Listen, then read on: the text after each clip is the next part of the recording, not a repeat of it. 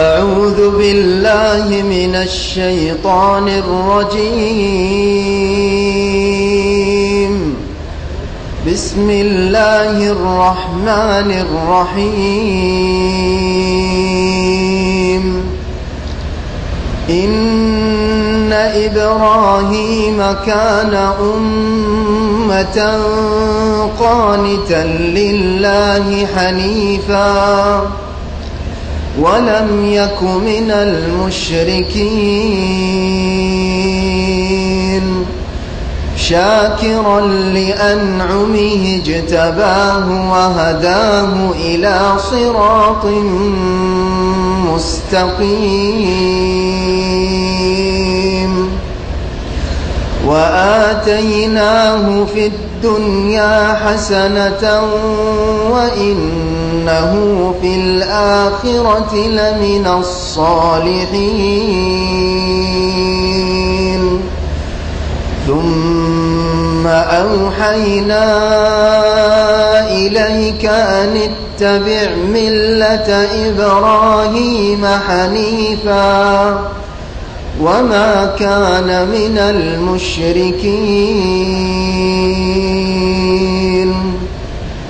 إنما جعل السبت على الذين اختلفوا فيه وإن ربك ليحكم بينهم يوم القيامة فيما كانوا فيه يختلفون.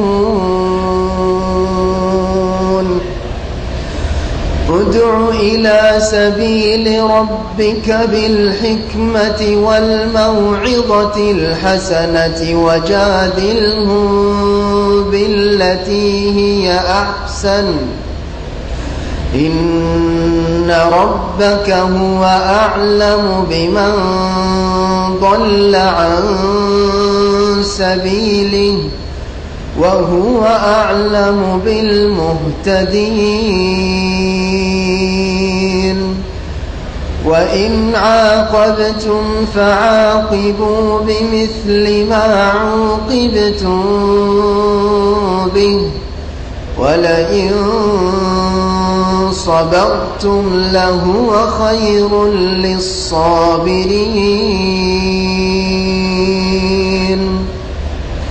واصبر وما صبرك إلا بالله ولا تحزن عليهم ولا تك في ضيق مما يمكرون. إن الله مع الذين اتقوا والذين هم محسنون. ورحمة الله وبركاته. إن الحمد لله نحمده ونستعينه ونستغفره ونؤمن به ونتوكل عليه ونعوذ بالله من شرور أنفسنا ومن سيئات أعمالنا. من يهده الله فلا مضل له ومن يضلل فلا هادي له. وأشهد أن لا إله إلا الله وحده لا شريك له وأشهد أن محمدا عبده ورسوله. يا أيها الذين آمنوا اتقوا الله حق تقاته ولا تموتن إلا وأنتم مسلمون. يا أيها الناس اتقوا ربكم الذي خلقكم من نفس واحدة وخلق منها زوجها وبث منهما رجالا كثيرا ونساء واتقوا الله الذي تساءلون به والأرحام إن الله كان عليكم رقيبا. يا أيها الذين آمنوا اتقوا الله وقولوا قولا سديدا يصلح لكم أعمالكم ويغفر لكم ذنوبكم ومن يطع الله ورسوله فقد فاز فوزا عظيما. أما بعد فإن خير الحديث كتاب الله وخير الهدي هدي محمد صلى الله عليه وسلم وشر الأمور محدثاتها وكل محدثة بدعة وكل بدعة ضلالة وكل ضلالة في النار. ثم أما بعد أعوذ بالله من الشيطان الرجيم. قل يا أيها الناس إني رسول الله إليكم جميعا الذي له ملك السماوات والأرض لا إله إلا هو يحيي ويميت فآمنوا بالله ورسوله النبي الأمي الذي يؤمن بالله وكلماته لعلكم تهتدون وكلماته واتبعوه لعلكم تهتدون। আজকের এই সুন্দর মাহফিলের সম্মানিত সভাপতি, সম্মানিত পরিচালক, ওলামায়ে কেরাম এবং উপস্থিত আমার সম্মানিত দিনী ভাইয়েরা, আসসালামু আলাইকুম ওয়া রাহমাতুল্লাহি ওয়া বারাকাতুহু।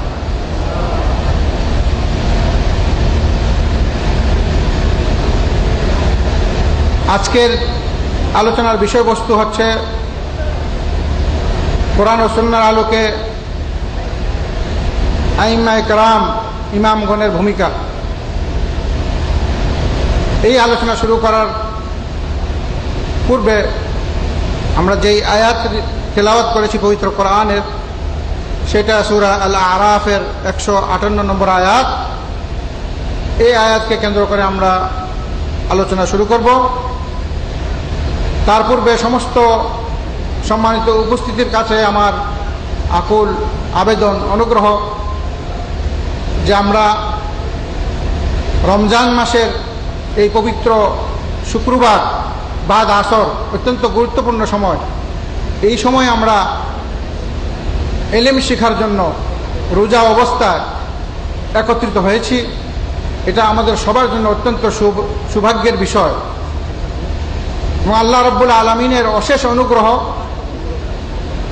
এই সময় আমরা ইখলাসের সাথে মনোযোগ দিয়ে আলোচনা বোঝার এবং আমল করার এই নিয়ত রেখে আমরা এই সময় কাটাবো। আল্লাহ তাআলা যেন আমাদেরকে এই সময়টা আমাদের জন্য কবুল করে নেন এবং আমাদের জীবনের সমস্ত গুনাহ মাফ করে দেন এবং আমাদের রোজাগুলোকে আল্লাহ কবুল করেন। আর আমাদের সবাইকে যেন আল্লাহ রাব্বুল আলামিন এই পবিত্র রমজান মাসে জাহান্নাম থেকে মুক্তি দান করেন এবং সবাইকে বিনা হিসাবে, বিনা আযাবে জান্নাতুল ফিরদাউসে যাওয়ার তৌফিক দান করেন। মহান রাব্বুল আলামিন বলতেছেন, কুল ইয়া আইয়ুহান নাস, আল্লাহ রাব্বুল আলামিন বলতেছেন যে হে নবী, আপনি সমস্ত মানুষকে সম্বোধন করে ডাকেন, ইয়া আইয়ুহান নাস। নাস ইনসান, মানুষকে বলা হয় যারা আদম সন্তান, অর্থাৎ পৃথিবীর সমস্ত মানুষের প্রতি এই সম্বোধন আল্লাহ রাব্বুল আলামিনের পক্ষ থেকে এবং আমাদের প্রিয় নবী মুহাম্মদুর রাসূলুল্লাহ সাল্লাল্লাহু আলাইহি ওয়াসাল্লাম এই কোরআনের মাধ্যমে সমস্ত মানুষকে আহ্বান করতেছেন এবং আহ্বান করে কি বলতেছেন? বলতেছেন ইন্নী রাসূলুল্লাহি ইলাইকুম জামিআ, অবশ্যই আমি তোমাদের সবার জন্য আল্লাহর পক্ষ থেকে প্রেরিত রাসূল। সেই মহান আল্লাহ যার হাতে রয়েছে আসমান ও জমিনের রাজত্ব, তিনি ছাড়া আর কোনো সত্যিকারের মাবুদ নেই। তিনি জীবন দেন, তিনি মৃত্যু দেন। কাজেই ফাআমিনু বিল্লাহি ওয়া রাসূলিহি, কাজেই তোমরা সবাই সেই মহান রব্বুল আলামিনের উপর ঈমান আনো এবং সেই রসুল মুহাম্মদুর রাসূলুল্লাহ সাল্লাল্লাহু আলাইহি ওয়াসাল্লাম যিনি উম্মি, নিরক্ষর ছিলেন, তার উপর ঈমান আনো। স্বয়ং মুহাম্মদুর রাসূলুল্লাহ সাল্লাল্লাহু আলাইহি ওয়াসাল্লাম যিনি ইউমিনু বিল্লাহি ওয়া কালিমাতিহি, স্বয়ং রাসূলুল্লাহ সাল্লাল্লাহু আলাইহি ওয়াসাল্লাম, ওনার যে দায়িত্ব, উনি আল্লাহর উপর ঈমান রাখেন। ওয়া কালিমাতিহি, এবং উনি এই পবিত্র কোরআনের আনুগত্য করেন। ওয়াত্তাবিউহু লাআল্লাকুম তাহতাদুন, কাজে তোমরা ইত্তেবা করো এই আল্লাহ রাব্বুল আলামিনের এবং এই রসুলের, এই কোরআনের, লাআল্লাকুম তাহতাদুন, তোমরা হেদায়েত প্রাপ্ত হবে। এই আয়াতের মধ্যে এমন একটা গুরুত্বপূর্ণ কথা যেটা আমাদেরকে জানানো হয়েছে, সেটা হয়েছে স্বয়ং রাসূলুল্লাহ সাল্লাল্লাহু আলাইহি ওয়াসাল্লাম উনি নিজেই আল্লাহর আনুগত্য করেন, এই কোরআনকে মেনে চলেন এবং আল্লাহর আদেশ নিষেধ মেনে চলেন। আল্লাহ রাব্বুল আলামিন যা ওনাকে বলেন তাই উনি করেন, তার থেকে কমও করেন না, বেশিও করেন না। আর তিনি আল্লাহর পক্ষ থেকে প্রেরিত। উনি যে মুহাম্মদুর রাসূলুল্লাহ, আল্লাহর পক্ষ থেকে রাসূল, তাতে কোনো সন্দেহ আছে? কোনো সন্দেহ আছে? নাই। এবং ওনাকে আল্লাহ তাআলা এই ঘোষণা দিতে বলতেছেন যে তুমি বলে দাও যে যেই মহান রব্বুল আলামিন, যার হাতে আসমান ও জমিনের রাজত্ব, যিনি ছাড়া কোনো মাবুদ নেই, যিনি জীবন দেন, যিনি মৃত্যু দেন, সেই মহান রব্বুল আলামিনের উপর আমি নিজে ঈমান এনেছি, রসুল ঈমান এনেছে এবং সেই কিতাবের উনি আনুগত্য করেন। তাহলে সর্বপ্রথম যে কথাটা আমরা বলতে চাই সেটা হচ্ছে, বর্তমান বিশ্বে মুসলমানদের মধ্যে যে প্রচলিত মাযহাব, যেটা মানুষ প্রসিদ্ধ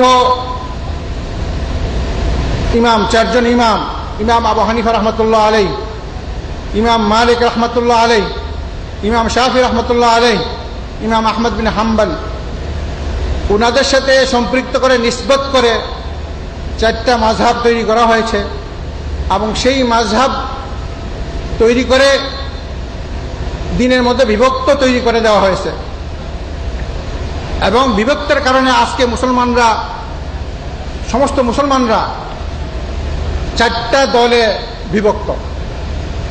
অধিকাংশ মুসলমান, যাদেরকে আল্লাহ রাব্বুল আলামিন রহমত করছেন তারা ছাড়া। এখন সেই ইমামরা, তারা কি মাযহাব মানেন বা তারা কি নিজস্ব মত অনুযায়ী চলেন, না তারাও কোরআন হাদিসকে মানেন?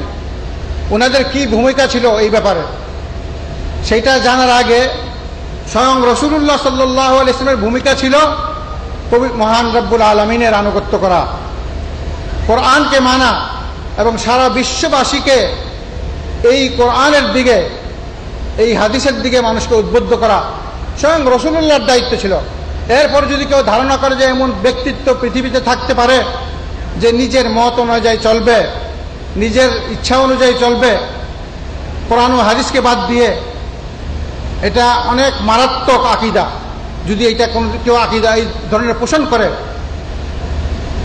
অনেক মারাত্মক আকীদা এবং তার জন্য অনেক ভয় রয়েছে। আমরা যদি পবিত্র কোরআনের দিকে তাকাই, সূরা ফাতিহা থেকে সূরা নাস পর্যন্ত, যেই পবিত্র কোরআনে 114টি সূরা রয়েছে এবং সেখানে 6236 আয়াত, প্রত্যেকটা আয়াত আল্লাহ রাব্বুল আলামিনের তাওহীদের নিদর্শন। পবিত্র কোরআন, পুরা কোরআন যদি আপনি দেখেন, সার্চ করেন, তাহলে আপনি কোরআনের মধ্যে ইসলামের কথা পাবেন। ইসলাম আছে, ইসলাম। আল্লাহ তাআলা বলতেছেন, আউযু বিল্লাহি মিনাশ শাইতানির রাজীম, ইন্নাদ দীনা ইনদাল্লাহিল ইসলাম। আল্লাহর নিকট মনোনীত দিন একমাত্র ইসলাম। ইসলাম শব্দ পাবেন। আরো যদি খুঁজেন তাহলে আপনি পাবেন ইবাদতের কথা, দাসত্বের কথা, আল্লাহর আনুগত্যের কথা। আল্লাহ তাআলা বলতেছেন, আউযু বিল্লাহি মিনাশ শাইতানির রাজীম, ওয়ামা খালাকতুল জিন্না ওয়াল ইনসা ইল্লা লিয়াবুদুন। আমি জিন ও মানুষকে একমাত্র আমার দাসত্বের জন্য, আনুগত্যের জন্য, ইবাদতের জন্য সৃষ্টি করেছি। পবিত্র কোরআনে যদি আপনি খুঁজেন, ইসলামের কথা পাবেন, ইবাদতের কথা পাবেন। যদি খুঁজেন তাহলে হিদায়াতের কথা পাবেন। আল্লাহ তাআলা বলতেছেন, আউযু বিল্লাহি মিনাশ শাইতানির রাজীম, বিসমিল্লাহির রহমানির রহিম, আলিফ লাম মিম, যালিকাল কিতাবু লা রাইবা ফীহি هدى للمتقين. আর এখানে আল্লাহ তাআলা বলতেছেন أعوذ بالله من الشيطان الرجيم إن هذا القرآن يهدي للتي هي أقوم. আল্লাহ রাব্বুল আলামিন বলতেছেন হিদায়াতের কথা, যে এইটা এমন একটা কিতাব মানুষকে হিদায়াত দেয়, মানুষকে সঠিক পথে পরিচালিত করে। তাহলে হিদায়াতের কথা কোরআনে সব জায়গায় পাবেন, হিদায়াতের কথা কোরআনে সব জায়গায় পাবেন, ইসলামের কথা পাবেন, ইবাদতের কথা পাবেন। কোরআনে রয়েছে ইত্তেবার কথা, ইত্তেবা, অনুসরণ করো, ইত্তেবা করো, এই কথা পবিত্র কোরআন সব জায়গায় আছে। আল্লাহ তাআলা বলতেছেন সূরা নিসার 59 নম্বর আয়াত, আউযু বিল্লাহি মিনাশ শাইতানির রাজীম ইয়া আইয়ুহাল্লাযীনা আমানু আতিউল্লাহ ওয়া আতিউর রাসূল। ইত্তেবার কথা আছে পবিত্র কোরআনে। পবিত্র কোরআনে ইলমের কথা আছে। আল্লাহ তাআলা বলতেছেন আউযু বিল্লাহি মিনাশ শাইতানির রাজীম শাহিদাল্লাহ আন্নাহু লা ইলাহা ইল্লা হুয়া ওয়াল মালাইকাতু ওয়া উলুল ইলমি কাইমান বিল কিসত লা ইলাহা ইল্লা হুয়াল আজিজুল হাকীম। আল্লাহ সাক্ষী দেন, সমস্ত ফেরেশতারা সাক্ষী দেন যে আল্লাহ ছাড়া কোনো সত্যিকারের মাবুদ নাই। আর যারা আলেম, যারা ইলম অর্জন করছে কোরআন ও হাদিস থেকে, তারাও এর সাক্ষী দেয়। তাহলে পবিত্র কোরআনে ইলমের কথা পাবেন, পবিত্র কোরআনে ঈমানের কথা পাবেন। ঈমান একটা গুরুত্বপূর্ণ এমন বিষয় যে ঈমান যার থাকবে না সে জান্নাতে যেতে পারবে না। তাহলে ঈমানের কথা পবিত্র কোরআন সবখানে আসে। আল্লাহ তাআলা বলতেছেন আউযু বিল্লাহি মিনাশ শাইতানির রাজীম ইন্নাল্লাযীনা আমানু ওয়া আমিলুস সালিহাত লাহুম জান্নাতুন তাজরি মিন তাহতিহাল আনহার যালিকাল ফাওজুল কাবীর। ঈমানের কথা অবশ্যই যারা ঈমান আনলো, সৎকর্ম করলো, তারাই সবচেয়ে বড় বিজয়, তারাই জান্নাতে যাবে। পবিত্র কোরআনে আছে সৎকর্মের কথা, ইন্নাল্লাযীনা আমানু ওয়া আমিলুস সালিহাত, সৎকর্মের কথা পাবেন। পবিত্র কোরআনে রয়েছে ইহসানের কথা, ওয়া আহসিনু ইন্নাল্লাহা ইউহিব্বুল মুহসিনিন। পবিত্র কোরআনে রয়েছে দ্বীনের কথা, দ্বীন, সেটা পাবেন। পবিত্র কোরআনে রয়েছে রাস্তার কথা, সিরাতুল মুস্তাকিম। পবিত্র কোরআনে রয়েছে হাদিসের কথা। আল্লাহ তাআলা বলতেছেন আউযু বিল্লাহি মিনাশ শাইতানির রাজীম লাকাদ মান্নাল্লাহু আলাল মুমিনিনা ইয বা'আসা ফীহিম রাসূলাম মিন আনফুসিহিম ইয়াতলু আলাইহিম আয়াতিহি ওয়া ইউযাক্কিহিম ওয়া ইউআল্লিমুহুমুল কিতাবা ওয়াল হিকমাহ। আল্লাহ তাআলা বলতেছেন আল্লাহ রাব্বুল আলামিন মুমিনদের উপর অনুগ্রহ করেছেন, তাদের মধ্য থেকে তাদের নিকট রাসূল প্রেরণ করেছেন। রাসূল প্রেরণ করে যিনি কি করেন, তাদেরকে পবিত্র করেন। কিসের মাধ্যমে? কোরআনের মাধ্যমে।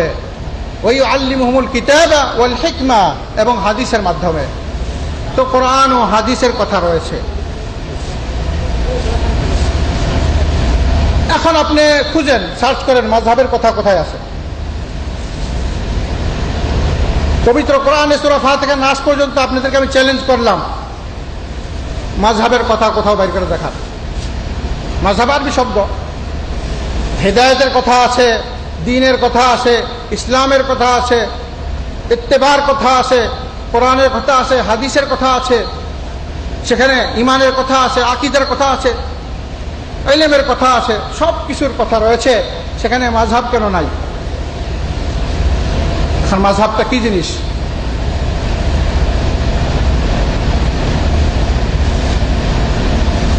কোরআন হাদিস পুরোটা খুঁজেন। কেউ আছে উপস্থিত যে কোরআনে মাযহাবের কথা আছে, বলতে পারবেন?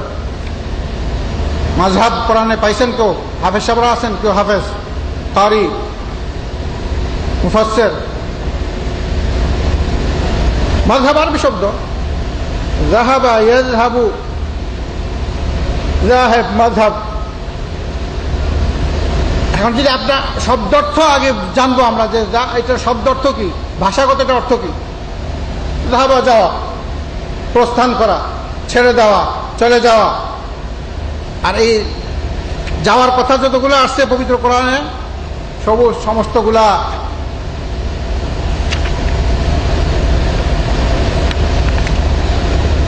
খারাপের দৃষ্টি নিয়ে বলা হয়েছে, ভালো দৃষ্টি নিয়ে বলা হয় না।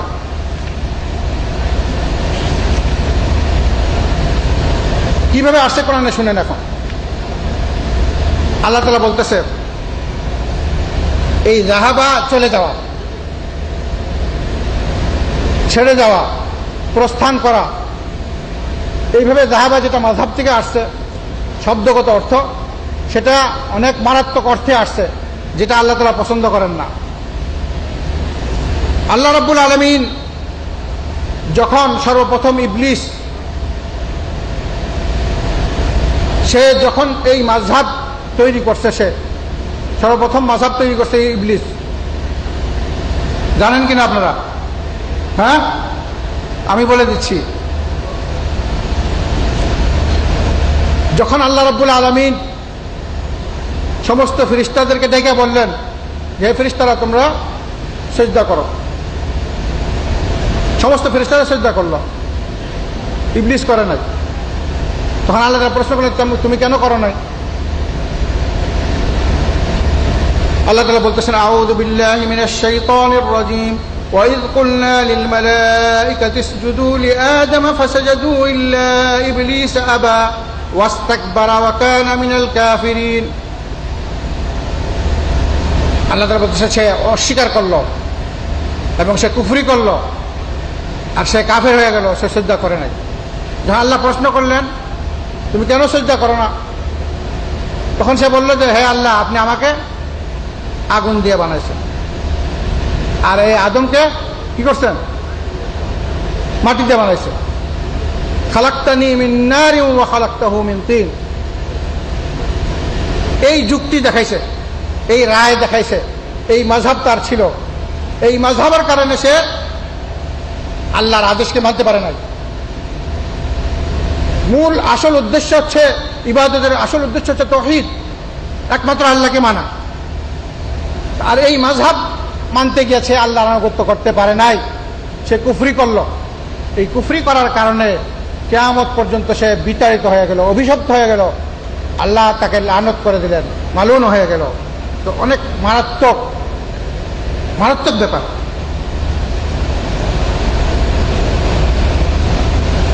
গত কয়েকদিন আগে জেদ্দা এক প্রোগ্রাম ছিল, সেখানে আমার আলোচনা ছিল। সেখানে একটা মাসলার ব্যাপারে আমি যখন কোরআন হাদিস থেকে বললাম, তখন উপস্থিত একজন ওখান থেকে বলল যে আপনি কোন মাযহাবের, আমাকে প্রশ্ন করলো আপনি কোন মাযহাবের কথা বলতেছেন। আমি বললাম কোরআন ও হাদিসের বলতেছি। আমি বললাম মাযহাব অর্থ কি বলেন, সেটা বলতে পারে না। আমি বললাম কোরআন হাদিস মেনে চলতে হবে। তো সে বললো যে কোরআন হাদিস মেনে চললে হবে না, যুক্তিতে মুক্তি। ওয়াল্লাহিল আযীম, আল্লাহর কসম খেয়ে বলতেছে, সমস্ত মানুষের সামনে সে বললো যুক্তি হচ্ছে মুক্তি। আমি জীবনের প্রথম এই কথা শুনলাম এই 2 দিন আগে। ওনার সাথে টেলিফোন হয়েছিল শেখ মতিউর রহমান ভাইয়ের সাথে।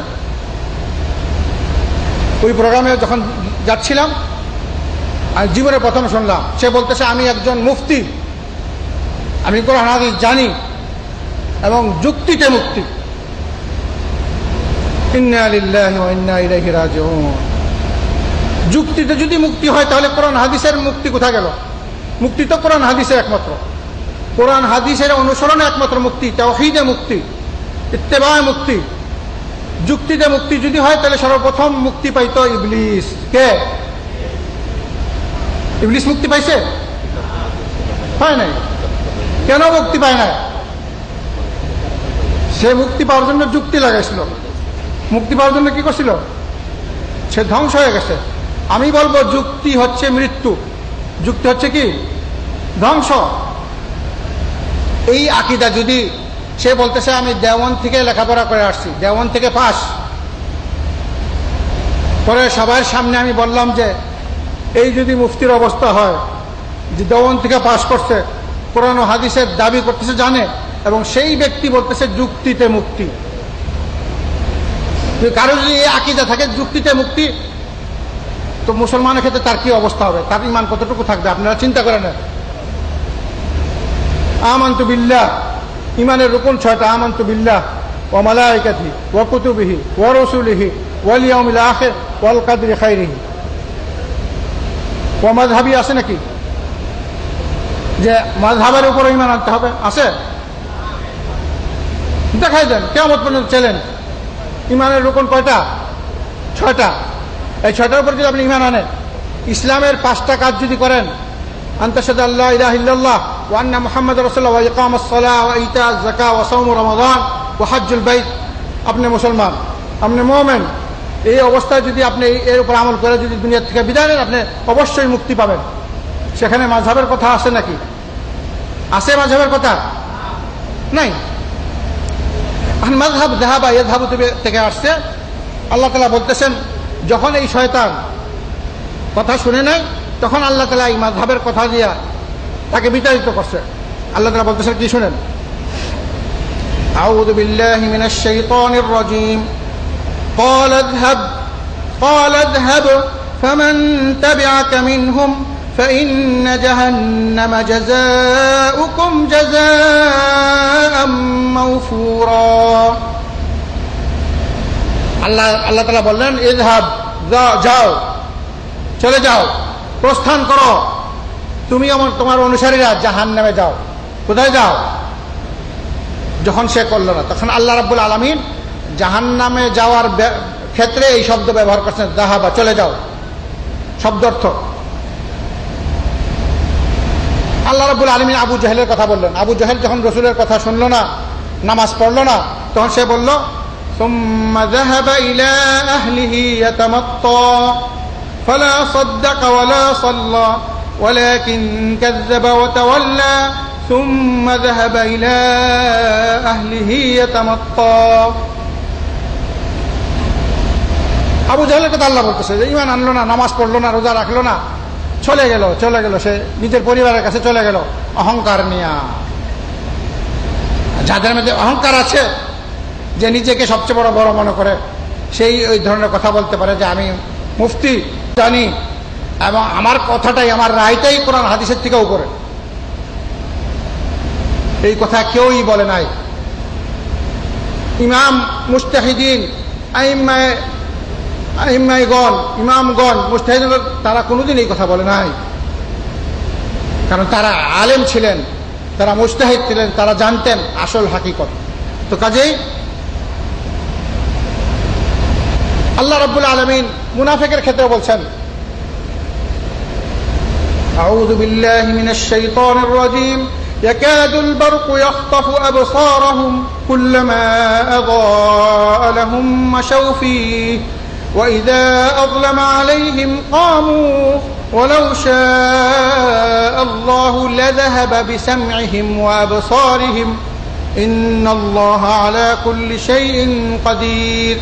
মুনাফিক যারা আলো দেখলে পথ চলে, অন্ধকার এলে দাঁড়ায় যায়, ভয় করে, কোনটা সঠিক কোনটা বেঠিক সন্দেহ তাদের, কোন দিকে ফায়দা দুনিয়ার সেদিকে তারা যায়।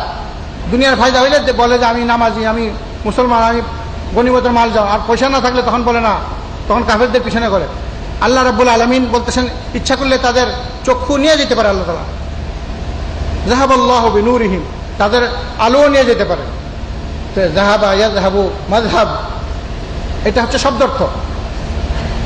আর শরীয়তি ভাষায় যদি আমরা জানতে চাই, সেটা হচ্ছে দলিলবিহীন অন্যের মতের উপর চলা বা বিনা দলিলে অন্যের কথা ও মত গ্রহণ করা। অন্ধভাবে বিনা দলিলে যে বলল যে হ্যাঁ ইনি আমার বিরাট বুজুর্গ, উনি যেটা বলেন এটাই সঠিক, সেটাই বলব, এই কাজ করতে গিয়ে পৃথিবীতে মানুষ 3 ভাগে বিভক্ত। কয় ভাগে? এখন আপনারা কোন ভাগে আছেন বা আমরা কোন ভাগে এখন পরীক্ষা করব। এক ভাগ হচ্ছে তারা সব মুরিদ, এক ভাগ হচ্ছে কি সব মুরিদ। দ্বিতীয় ভাগ হচ্ছে মুকাল্লিদ, তৃতীয় ভাগ হচ্ছে মুত্তাবি। আর মুরিদ কাদেরকে বলে, মুকাল্লিদ কাদেরকে বলে, আর মুত্তাবি কাদেরকে বলে আমি বলে দিচ্ছি, তারপর আপনারা কোন দলে আছেন বলেন। মুরিদ হচ্ছে তারা পিঞ্জিরায় বন্দী, যারা পিঞ্জিরায় বন্দী, অর্থাৎ পীরের কাছে তারা বন্দী হয়ে গেছে, বাইরের কোনো রাস্তা নাই। যারা এক পীরের মুরিদ হয়েছে তারা আরেক পীরের মুরিদ হইতে পারে না, কিয়ামত পর্যন্ত ওই পীরের মুরিদ অবস্থায় দুনিয়ার থেকে বিদায় নিতে হবে। কোনো ব্যক্তি যদি কোনো পীরের মুরিদ হয়ে যায়, এখান থেকে ছুটার কোনো রাস্তা নাই। মৃত্যু পর্যন্ত এই মুরিদ অবস্থায় তাকে মৃত্যুবরণ করতে হবে। তাহলে মুরিদ যারা, তারা হচ্ছে পিঞ্জরায় বন্দী হয়ে গেছে, এগুলো মুরিদ। মুকাল্লেদ, মুকাল্লেদ বলে যারা প্রচলিত মাযহাবের কাছে বন্দী হয়ে গেছে। প্রচলিত মাযহাব, মাযহাব তো কেউ বানায় নাই, কিন্তু এটা প্রসার লাভ করেছে মুখে মুখে। এখন অনেক দাবিদার আলেম, ভণ্ড আলেম, পথভ্রষ্ট আলেম, দাবিদার মুফতি, তারা বলে যে আমরা মুস্তাহিদ, আমরা হলো মুকাল্লেদ। কেন মুকাল্লেদ? তারা এই মাযহাব, প্রচলিত মাযহাবের গণ্ডিতে বন্দী হয়ে গেছে। মুকাল্লেদ বলে যার গলায় রশ্মি, রশ্মি বাঁধা আছে, একজনে টাইনে টাইনে ডাইনে বামে, বাম দিকে না ডাইনে নে, তাকে বলে মুকাল্লেদ। তাহলে প্রথম যে ভাগটা পৃথিবীতে মুসলমানদের মধ্যে রয়েছে সেটা হচ্ছে মুরিদের গোষ্ঠী সব। আর মুরিদের অভাব নাই। মুরিদ যদি মুরিদ হইতে চাইলে পীরের অভাব নাই। পীর কয়টা গণবেন, আর যত দেশে যান পীরের অভাব নাই। বাংলাদেশে খুঁজেন, ভারতে খুঁজেন, তারপরে আপনি আরব দেশগুলোতে খুঁজেন, ইরাক, সিরিয়া, বাগদাদ, সব দেশে পীর পাবেন, মুরিদ পাবেন। প্রত্যেকটা মুরিদের অনেক তরিকা রয়েছে, প্রত্যেক মুরিদের নিজস্ব তরিকা রয়েছে। আমি নিজে মসজিদে নববীতে রিয়াজুল জান্নার পাশে বসে দেখি যে একদল লোক বসে রয়েছে, বসে এইভাবে করতেছে।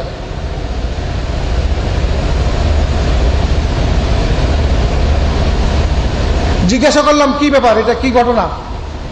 এইভাবে করতেছে, কয়টা কানের জিকির, এটা কানের জিকির। এইভাবে করতেছে, কয়লা এটা হাটের জিকির, হাটের।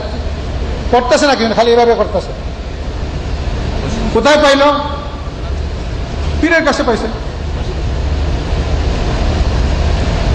এইভাবে দেখবেন যে জাকিরিন পার্টি আছে, তারা বলে যে জিকির করো। কেমনে জিকির করবা? লা ইলাহা, বাস চা খাইতেছে। কি করতেছে? চা। লা ইলাহা ইল্লাল্লাহ পরে কি চা আছে নাকি? লা ইলাহা বলে এখন উনি চা পান করতেছেন। তাহলে শুধু সেটা তো কুফরি কথা কইল যে ইলাহ নাই, সে তো নাস্তিক, মুরতাদ, চা খাইতেছে। আর যারা নাকি উপস্থিত মুরিদ আছে তারা বলতেছে ইল্লাল্লাহ, তারা বলতেছে আল্লাহ ছাড়া। এখন পীরের অবস্থাও দেখেন দুর্গতি, পীরের কত দুর্গতি আর মুরিদদেরও কত দুর্গতি। পীরে কয় লা ইলাহা আর এরা কয় কি ইল্লাল্লাহ, মধ্যে হইল সা, মধ্যে কি? এটা কি আল্লাহ তাআলা এই কালিমা দুনিয়াতে পাঠাইছিল নাকি? এইভাবে যদি কিয়ামত পর্যন্ত জিকির করেন, কুফরি জিকির হইল, এটা শিরকি। আল্লাহ রাব্বুল আলামিন সংযুক্ত করে দিয়েছে কালিমাতুত তাইয়্যিবা, কালিমাতুত তাওহীদ একটাই, পরিপূর্ণভাবে বলতে হবে আপনাকে লা ইলাহা ইল্লাল্লাহ। তখন এটা তাওহীদ হবে। তখন কি হবে? তখন এটা তাওহীদ হবে। এই অবস্থা। অথচ দাবি করে যে আমরা সুন্নতের উপর, আমরা আহলে সুন্নাত ওয়াল জামাআহ, আমরা অমুক পীর। লা হাওলা ওয়ালা কুওয়াতা ইল্লা বিল্লাহ। তাহলে আমরা জানলাম মুরিদ কারা, তারপর জানলাম মুকাল্লিদ কারা। দলিলবিহীন অন্যের মতের উপর চলার যে রাস্তা, সেটাকে বলে মাযহাব। বর্তমান প্রচলিত বিশ্বে বা একজনের রায় অনুযায়ী চলা, অন্যের পিছনে চলা দলিল ছাড়া। একজন লোক, অনেক বড় এক আলেম, সে আমাকে বলেছে নিজে, সে বলতেছে যে ইমাম আবু হানিফা রাহমাতুল্লাহ যদি জাহান্নামে যা, আমিও জাহান্নামে যাব, এই কথা বলছে। যে ওনাকে ধরছি আমি, খালাস, ওনারে ছাড়া আর কেউ চিনি না। ইমাম আবু হানিফা জাহান্নামে যদি যা, আমিও জাহান্নামে যাব। এইল ইমা, এটা হচ্ছে মুকাল্লিদের অবস্থা।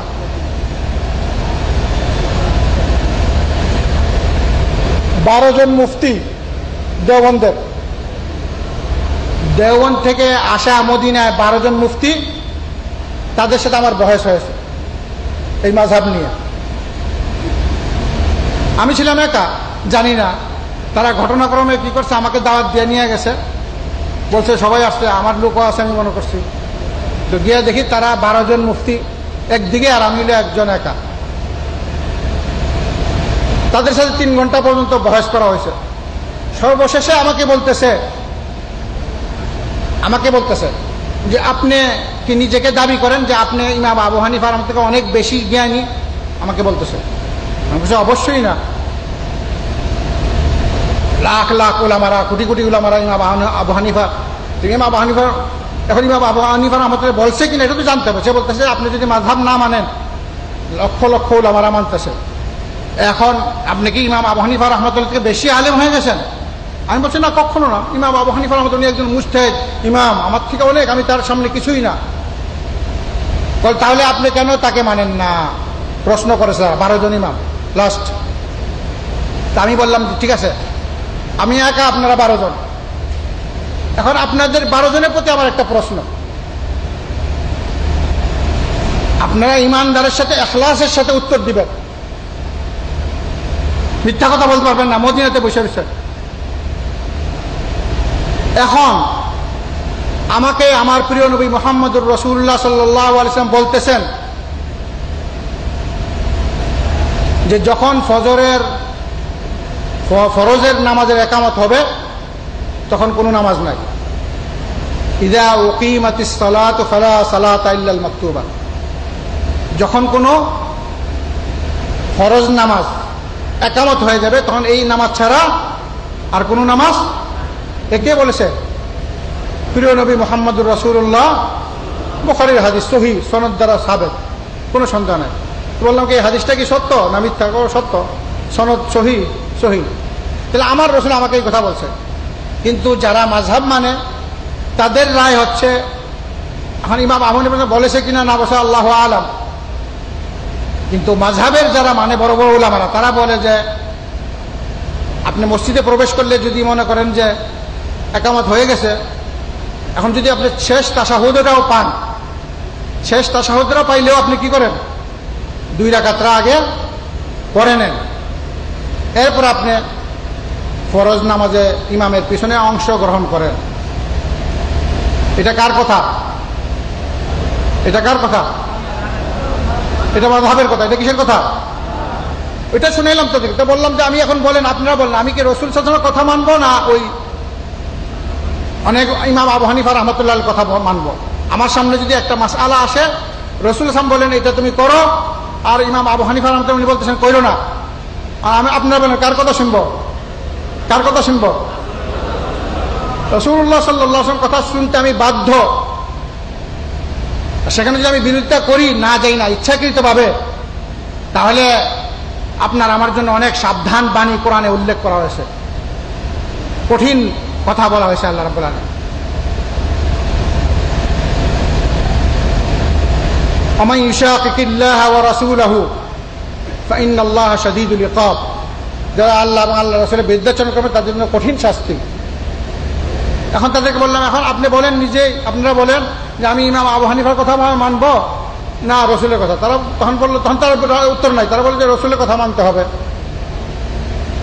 পরে কতক্ষণ পরে বলে যে ইমাম আবু হানিফার কথা মানলেই রাসূলের কথা হয়ে যাবে। প্রথম বলছে যে রাসূলের কথা মানতে হবে, পরে বলে কি যে ইমাম আবু হানিফা রাহমাতুল্লাহ আলাইহি উনি যদি বলে ওনার কথা যদি আপনি মানেন তাহলে রাসূলের কথা হয়ে যাবে। এই কথার দলিল কোথায়? আবার তারা বলতেছে এই কোরআনের দলিল দিতেছে ওয়া উলিল আমরি মিনকুম ইয়া আইয়ুহাল্লাযীনা আমানু আতিউল্লাহ ওয়া আতিউর রাসূল ওয়া উলিল আমরি মিনকুম। তো ওয়া উলিল আমরি মিনকুম পরে কি বলছে আল্লাহ? ফা ইন তানাযাআতুম ফি শাই, কোন আলেমের কথা যদি মানতে যাও তাহলে তোমাদের মধ্যে মতানৈক্য হইতে পারে। ওয়া উলিল আমরি মিনকুম, সে মাসুম না, আর আল্লাহ রাসূল মাসুম, আর উলিল আমরি মাসুম না। উলিল আমরি থেকে যদি কোনো কিছু আসে সেটা গন্ডগোল হইতে পারে, সঠিক হইতে পারে, বেঠিক হইতে পারে, মতানৈক্য আসতে পারে। ফাইন তানাযাতুম ফি শাইইন ফারুদ্দুহু ইলাল্লাহি ওয়ার রাসূল, তখন তোমরা এই মতানৈক্যের ব্যাপারে কি করো? আবার ফিরে যাও। কোথায় ফিরে যাবে? কোরআন ও হাদিসে। তাহলে কোরআন ও হাদিসে যদি সমাধান না থাকতো তাহলে কি আল্লাহ তাআলা আমাদেরকে ফিরে দিতে বলতেন? অনেকের আকীদা যে কোরআন হাদিসে সমাধান নাই, অনেক কিছু এমন আছে যেটার সমাধান মুজতাহিদরা দিয়ে থাকেন। মুজতাহিদদেরকে বলা হয়েছে যে ইজতিহাদ করার জন্য, কোরআন হাদিসের আলোকে রায় দেওয়ার জন্য, কিন্তু একটা রায় সঠিক আছে, আরেকটা রায় ভুল আছে, সে এখন বাইর করতে পারতেছে না।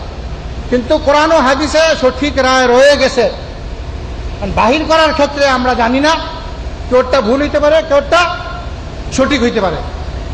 এখন যে ইমাম চেষ্টা করেছে তাকে আল্লাহ তাআলা সঠিক যদি রায় দিতে পারে তাহলে আল্লাহ ডবল সওয়াব দিবেন।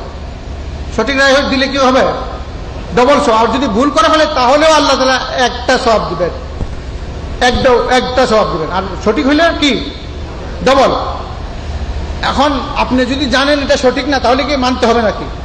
আপনি যদি জানেন যে এটা ভুল হয়েছে, ওনার তো সওয়াব হবে, কারণ উনি তো চেষ্টা করছে সঠিক পথে পরিচালিত করার জন্য, এই জন্য ওনার সওয়াব। কিন্তু আপনি যখন জেনে নেবেন যে এটা সঠিক না, সঠিকটা আপনার সামনে এসে পড়বে কোরআন হাদিস থেকে, তখন আপনার উপরে ফরজে আইন এই সঠিকটা মানা, বেঠিকটা বাদ দেওয়া। কিন্তু যখন নাকি আপনার গলার মধ্যে মাযহাবের রশ্মি বাঁধা থাকবে তখন তো বড় বিপদ। তখন আপনি পারবেন না, তখন আপনি বলবেন যে কি আমাদের মাযহাবে এটা নাই, আমাদের মাযহাবে নাই।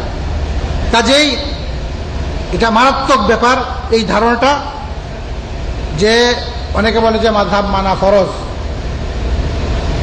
সর্বপ্রথম বলবেন যে মাযহাবটা কি জিনিস। যে কোনো মানুষের রায়ের অন্ধভাবে তার রায়টা মেনে চলাটার নাম মাযহাব। কিন্তু আপনি যে কোনো ইমাম আবু হানিফা রাহমাতুল্লাহ ওনার কথা শুনেন, উনি যত কথা বলেছে যদি কোরআন হাদিসের মতে হয়, ইমাম মালিক রাহমাতুল্লাহের কথা শুনেন, সমস্ত উলামাদের কথা শুনেন, কোনো মানা নাই। যখন তারা কোরআন ও হাদিসের দিকে আপনাকে উদ্বুদ্ধ করবে, কোরআন ও হাদিসের পক্ষে আপনাকে বলবে, অবশ্যই আপনাকে মানতে হবে। কিন্তু কোনো কথা যদি তারা ভুল করে ফেলে, তারা ইচ্ছা করে ভুল করে নাই, তারা সঠিক চেষ্টা করেছে, কিন্তু তারা মাসুম, তারা নিজেরাই স্বীকার করছে। আমরা এখন ওনাদের কথা নিয়ে আসবো একটু পরে। চেষ্টা করেছে তারা, তো কাজেই এই ক্ষেত্রে আপনার আমার যে দায়িত্ব সেটা হচ্ছে সঠিক জিনিসটা জানার পর সেটাইকেই মানতে হবে। আর তখন যদি আপনি না মানেন তখন আপনি নিজে দায়ী থাকবেন।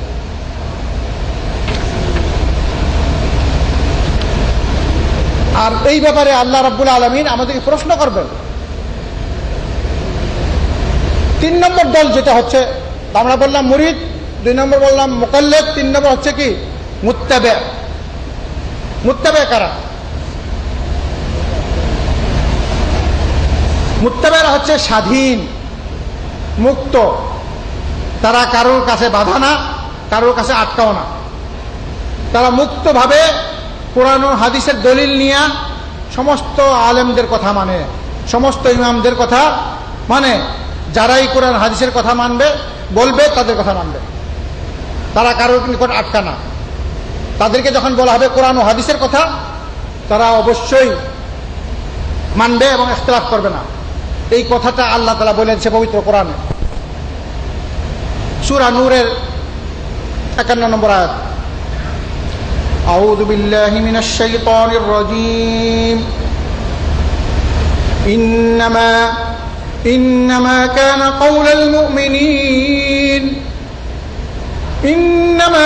قول المؤمنين إذا دعوا إلى الله ورسوله ليحكم بينهم أن يقولوا سمعنا وأطعنا وأولئك هم المفلحون। আল্লাহর কথা। আল্লাহ বলছে মুমিন তারাই যাদেরকে যখন আল্লাহর দিকে আহ্বান করা হয় এবং রাসূল সাল্লাল্লাহু আলাইহি ওয়াসাল্লাম দিকে আহ্বান করা হয়, তখন তারা বলে শুনলাম এবং মানলাম, এবং তারাই সফল কাম। উলাইকা হুমুল মুফলিহুন। আর এটার নামই হচ্ছে দিন।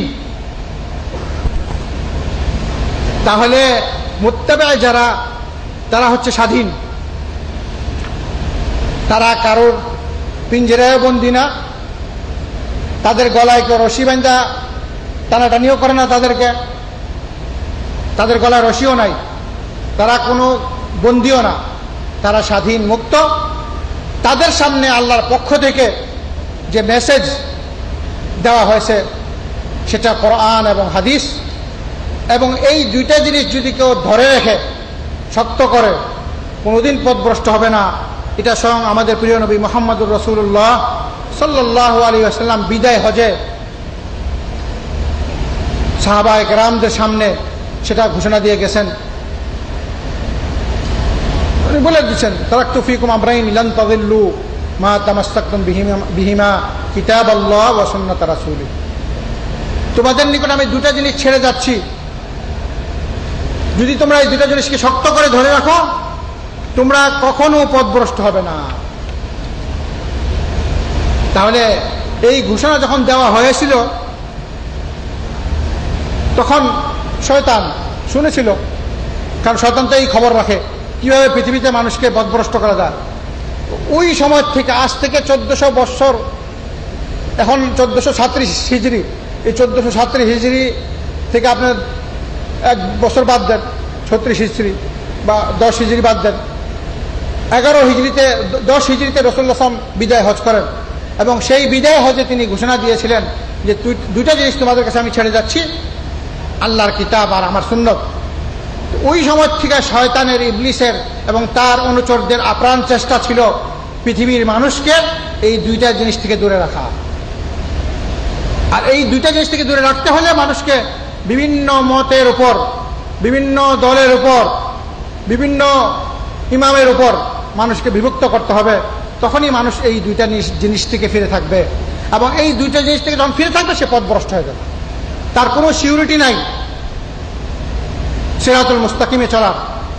কারণ রাসূলুল্লাহ সাল্লাল্লাহু আলাইহি ওয়াসাল্লাম দলিল দিয়ে দিয়েছেন, সার্টিফিকেট দিয়ে দিয়েছেন তাদের জন্য, মাত্র তাদের জন্য যারা একমাত্র এই দুইটা জিনিসের উপর ভিত্তি করে জীবন যাপন করবে তারা কোনোদিন পথভ্রষ্ট হবে না, এবং তাদেরকে কেউ পথভ্রষ্ট করতেও পারবে না।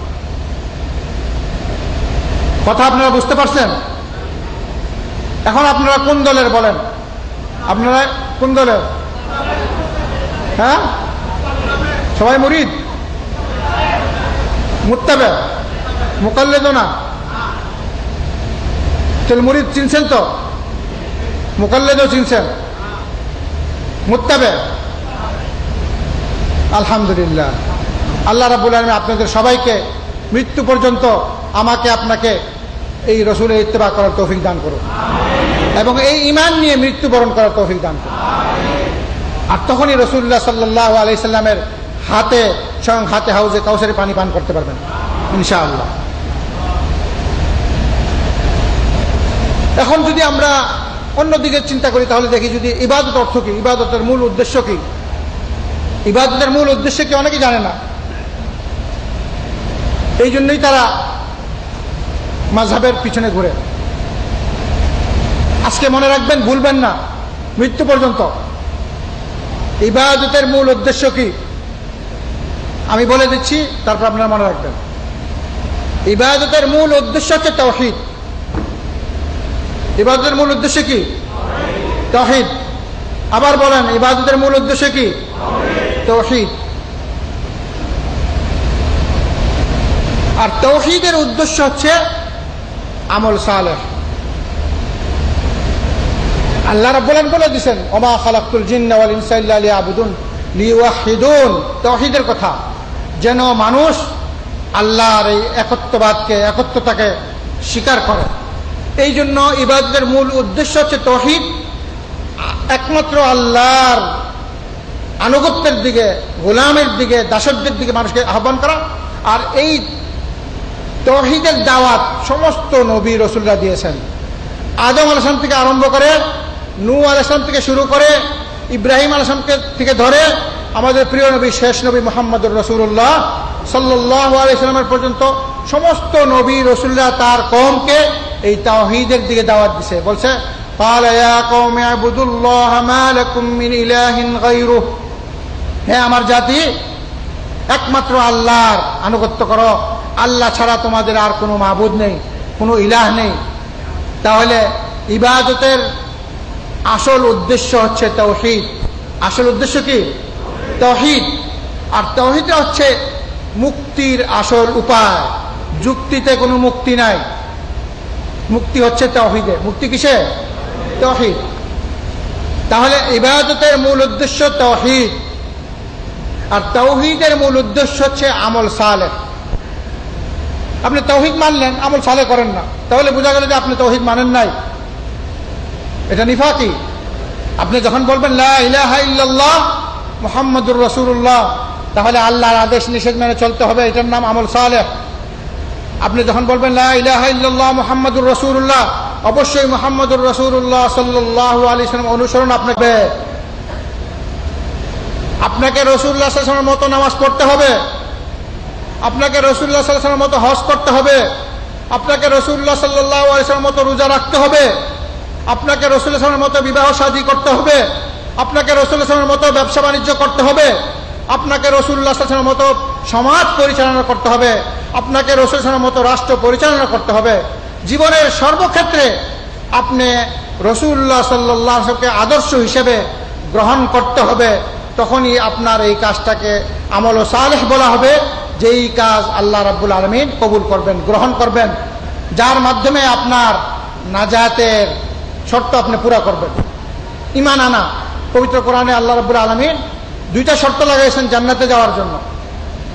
এক নম্বর শর্ত হচ্ছে তাওহীদ, এটা হচ্ছে ঈমান, আর দুই নম্বর শর্ত হচ্ছে ইত্তেবা, রাসূলের অনুসরণ। রাসূলের পবিত্র কোরআন পড়েন, সবখানে আল্লাহ তাআলা বলতেছেন আউযু বিল্লাহি মিনাশ শাইতানির রাজীম ইন্নাল্লাযীনা আমানু ওয়া আমিলুস সালিহাতি লাহুম জান্নাতুন তাজরি মিন তাহতিহাল আনহার যালিকাল ফাওজুল কাবীর।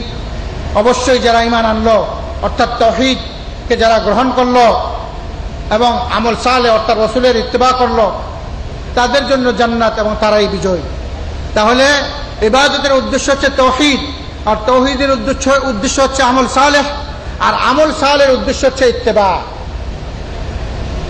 আমল সালেহ যদি করেন, এটা ইত্তেবা না থাকে, এটা আমল সালেহ হবে না। তাহলে আমল সালেহের নেক আমলের মূল উদ্দেশ্য হচ্ছে ইত্তেবা। কার ইত্তেবা? কার ইত্তেবা? মুহাম্মাদুর রাসূলুল্লাহ সাল্লাল্লাহু আলাইহি ওয়াসাল্লাম। আর ইত্তেবার মূল উদ্দেশ্য কি?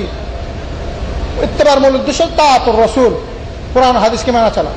তাআতুর রাসূল, স্বয়ং রাসূলুল্লাহ সাল্লাল্লাহু আলাইহি ওয়াসাল্লাম ইত্তেবা করেন কোরআনের এবং আল্লাহর আদেশের।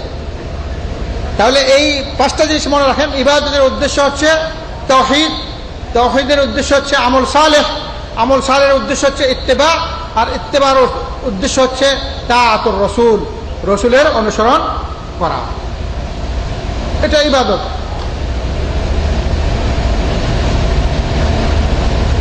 এখন যদি প্রশ্ন করা হয় যে আপনার ধর্ম কি, অনেকে মাযহাবের ধর্ম বলে, কাফেররা বলে তোমার মযহব কি? আমার মযহব ইসলাম।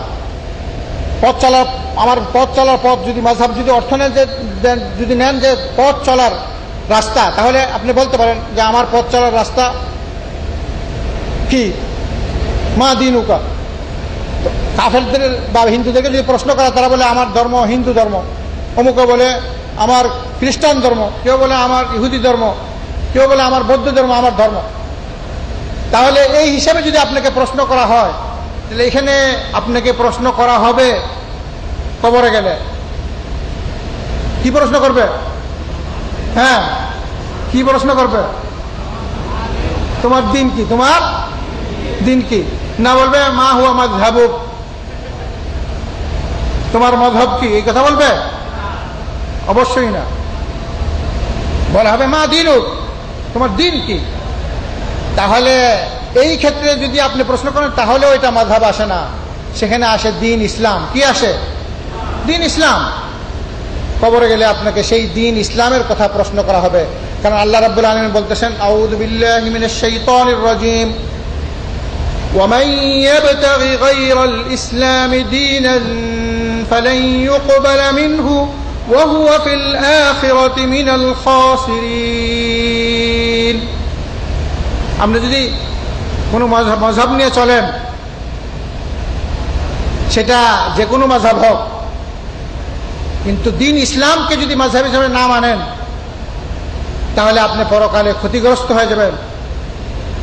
সূরা আল ইমরানের 85 নম্বর আয়াত, আল্লাহর ঘোষণা, যে ব্যক্তি এই দ্বীন ইসলাম ছাড়া অন্য পথ ও মতে চলার চেষ্টা করবে, সেটা ব্যক্তিগত লোকের পথ হোক বা কোনো জামাতের পথ হোক বা কোনো সংস্থানের পথ হোক বা কোনো সংগঠনের পথ হোক বা কোনো বিশাল ব্যক্তিত্বের পথ হোক, সবগুলাই আল্লাহর কাছে গ্রহণযোগ্য না। সেই ব্যক্তি কিয়ামতের দিন অনেক ক্ষতিগ্রস্ত হয়ে যাবে এবং এই ক্ষতি থেকে উদ্ধার করার মতো কোনো গ্রুপ, কোনো দল, কোনো শক্তি থাকবে না, কোনো শক্তি থাকবে না। সবচেয়ে মারাত্মক কথা যেটা এখন বর্তমানে, কিছুদিন আগে শুনলাম বলে অনেক পীররা বলে কিয়ামতের দিন জাহাজ নিয়ে হাজির হবে, জাহাজে তাদেরকে উঠায় পার করবে। ইন্না লিল্লাহি ওয়া ইন্না ইলাইহি রাজিউন।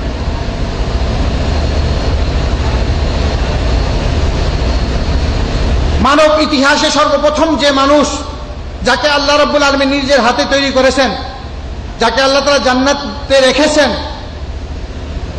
উনিও সেদিন ভয়ে আতঙ্ক থাকবে।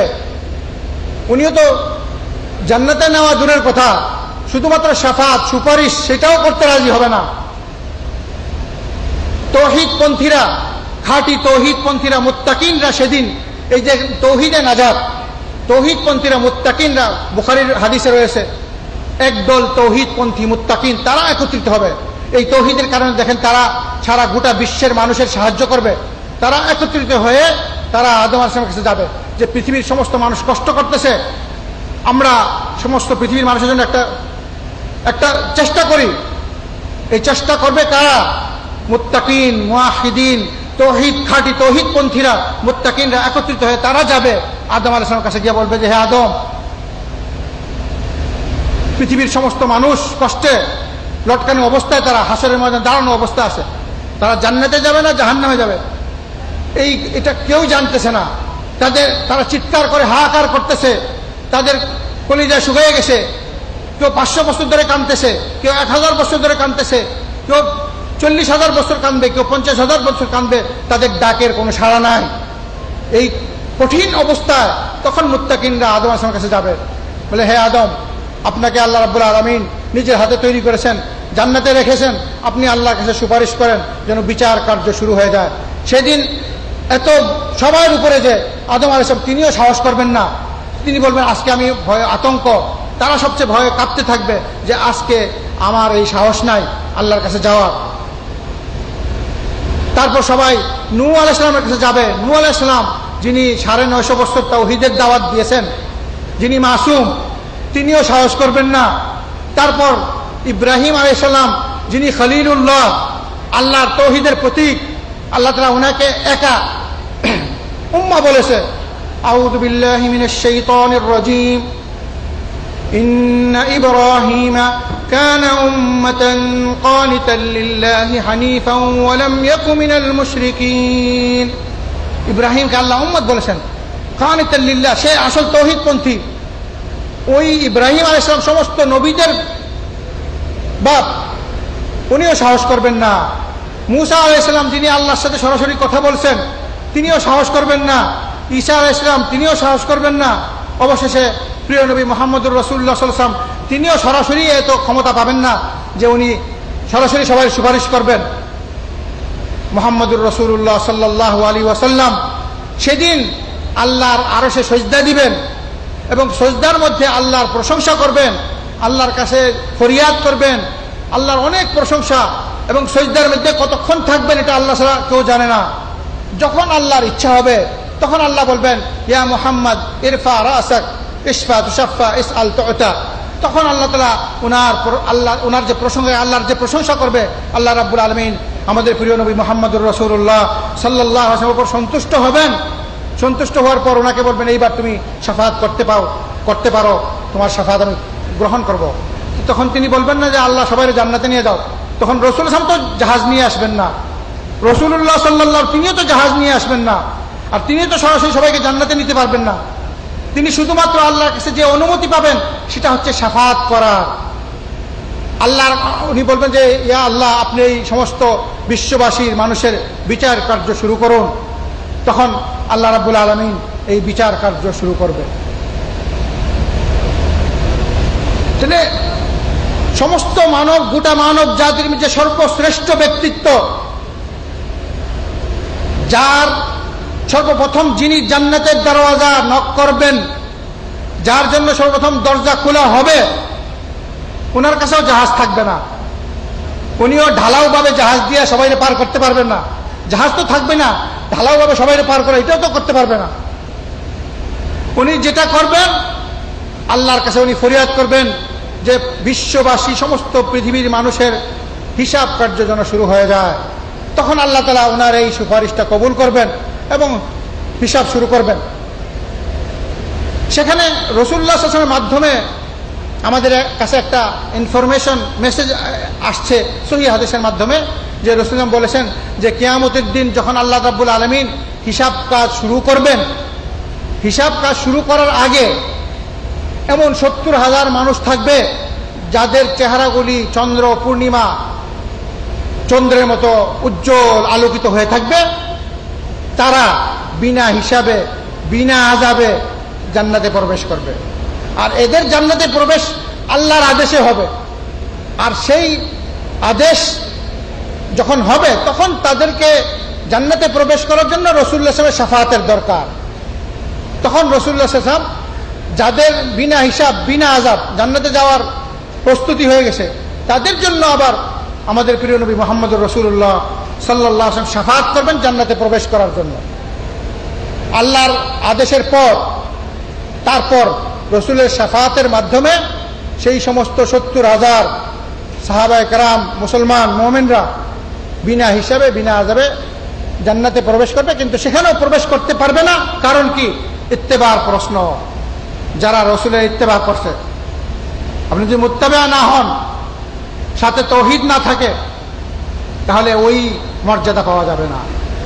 তাহলে কত বড় কুফরি কথা যে জাহাজ নিয়ে যাদের নিজের কোনো সার্টিফিকেট নাই, মুহাম্মদুর রাসূলুল্লাহ সাল্লাল্লাহু আলাইহি ওয়াসাল্লামের সার্টিফিকেট আছে, আল্লাহর প্রিয় নবী, ওনার জন্য জান্নাতের দরজা খোলা হবে সর্বপ্রথম। উনি নক করবেন, বলবে কে? বলবে মুহাম্মদ। ফেরেশতা বলবে যে হ্যাঁ, আপনার জন্য আল্লাহ আমাকে অনুমতি দিয়েছে, আমি সর্বপ্রথম আপনার জন্য জান্নাতের দরজা খুলব। সেই ব্যক্তিত্ব জাহাজ নিয়ে আসবে না এবং সেই ব্যক্তিত্ব ঢালাভাবে কাউকে জান্নাতে নিতে পারবে না। এবং স্বয়ং রাসূলুল্লাহ সাল্লাল্লাহু আলাইহি ওয়াসাল্লাম বুখারীর হাদিস যে ইয়া মুহাম্মদ সালিমা শিইতি, হে মুহাম্মদ, তুমি মুহাম্মদ সাল্লাল্লাহু আলাইহি ওয়াসাল্লাম বলবে ইয়া মুহাম্মদ সাল্লাল্লাহু আলাইহি ওয়াসাল্লাম বলবেন ইয়া ফাতিমা বিনতে মুহাম্মদ। বুখারীর হাদিস, ইয়া ফাতিমা বিনতে মুহাম্মদ, তুমি তোমার পিতার কাছে দুনিয়ার যা কিছু চাও আমি দিয়ে দিব, কিন্তু পরকালে আমি তোমার কোনো উপকার করতে পারবো না। রাসূলুল্লাহ সাল্লাল্লাহু আলাইহি ওয়াসাল্লাম বলতেছেন। আল্লাহ রাব্বুল আলামিন এটার জ্বলন্ত প্রমাণ কোরআনে দিয়ে দিয়েছেন। আল্লাহ তাআলা বলতেছেন ওয়ামা আদরাকা মা ইয়াউমুদ্দিন। আল্লাহ বলতেছেন আউযু বিল্লাহি মিনাশ শাইতানির রাজীম ওয়ামা আদরাকা মা ইয়াউমুদ্দিন সুম্মা মা আদরাকা মা ইয়াউমুদ্দিন। আল্লাহ বলতেছে এই দিন, এই কিয়ামতের দিন, এই বিচারের দিন, এই চূড়ান্ত ফয়সালার দিন, কে জাহান্নামী আর কে জান্নাতি, এই ফয়সালাটা কে করবে? আর হয় জাহাজ নিয়ে আইব। আল্লাহ রাব্বুল আলামিন বলতেছে জান্নাতি কারা জাহান্নামী কারা এই ফয়সালা কে করবে? রাসূলুল্লাহ সাল্লাল্লাহু আলাইহি ওয়াসাল্লাম করবেন না।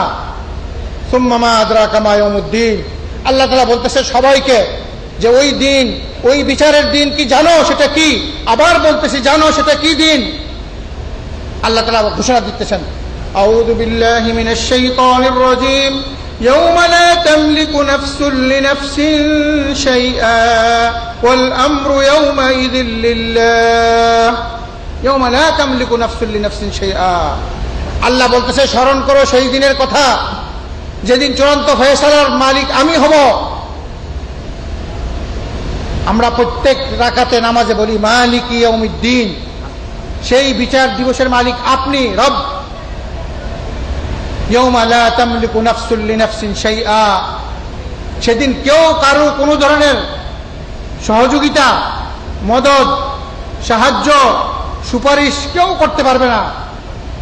ওয়াল আমরু ইয়াওমা ইযিল লিল্লাহ, সুপ্রিম পাওয়ার, ফাইনাল ক্ষমতা, চূড়ান্ত ক্ষমতা একমাত্র কার হাতে থাকবে? কার হাতে থাকবে?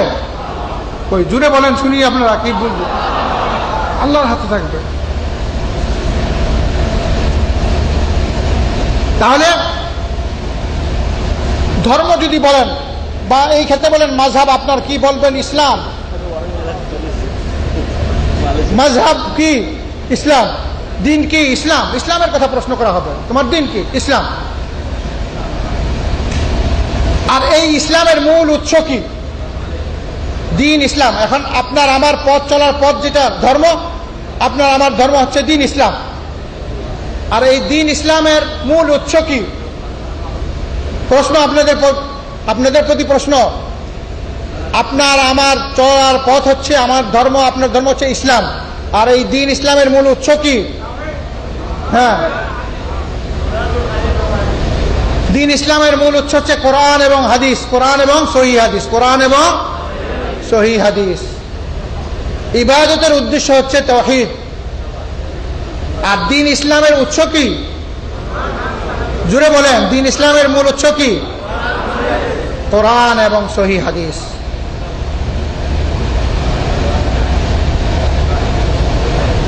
তাহলে আপনার আমার এমন একটা ধর্ম যেটা কারোর বানানো না, কারোর বানানো, কারোর মত না, কারোর পথ না। এই পথ, এই রাস্তা স্বয়ং আল্লাহ রাব্বুল আলামিনের পক্ষ থেকে আসছে, স্বয়ং আল্লাহ রাব্বুল আলামিনের পক্ষ থেকে আসছে।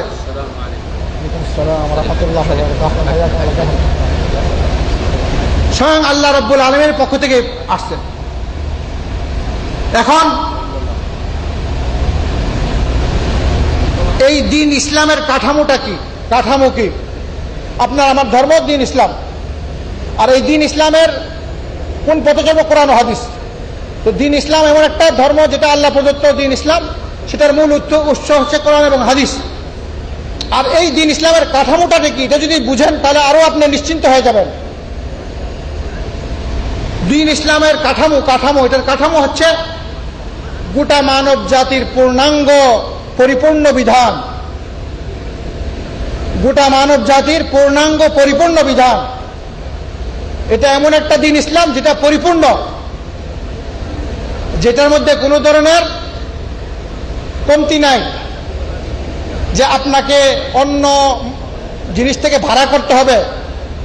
আপনার নীতিমালা, আপনার জীবনযাত্রা চলার ক্ষেত্রে সমাজতন্ত্রের থেকে ভাড়া করতে হবে, গণতন্ত্রের থেকে ভাড়া করতে হবে, বা অন্য কোনো মানুষের মানব রচিত কোনো ধর্ম থেকে ভাড়া করতে হবে না। আল্লাহ রাব্বুল আলামিন অনুগ্রহ করে আপনাকে আমাকে এত বড় একটা নেয়ামত দিয়েছেন। এটাকে নেয়ামত, সবচেয়ে বড় নেয়ামত আপনার আমার জন্য, সমস্ত মুমিনদের জন্য, মুসলমানদের জন্য দিন ইসলাম। কারণ এটার উৎস হচ্ছে কোরআন ও হাদিস এবং এটার কাঠামো হচ্ছে পূর্ণাঙ্গ জীবন বিধান। মহান রব্বুল আলামিন পবিত্র কোরআনে বলতেছেন,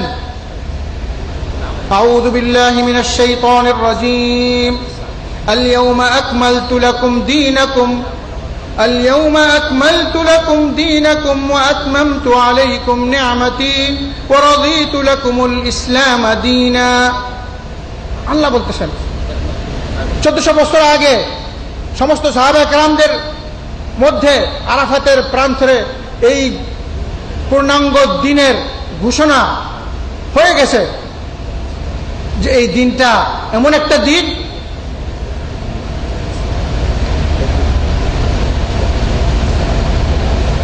দিন যেটা পরিপূর্ণ। তাহলে যদি আপনি জানেন পরিপূর্ণ দিন, আপনার আমার কোনো চিন্তা থাকে না। তাহলে আমরা সর্বপ্রথম 5টা জিনিস উল্লেখ করেছি। ইবাদতের মূল উদ্দেশ্য তাওহীদ, তাওহীদের মূল উদ্দেশ্য আমল সালেহ, আর আমল সালেহের মূল উদ্দেশ্য হচ্ছে ইত্তেবা, আর ইত্তেবার মূল উদ্দেশ্য তাআতুর রাসূল। 5টা জিনিস।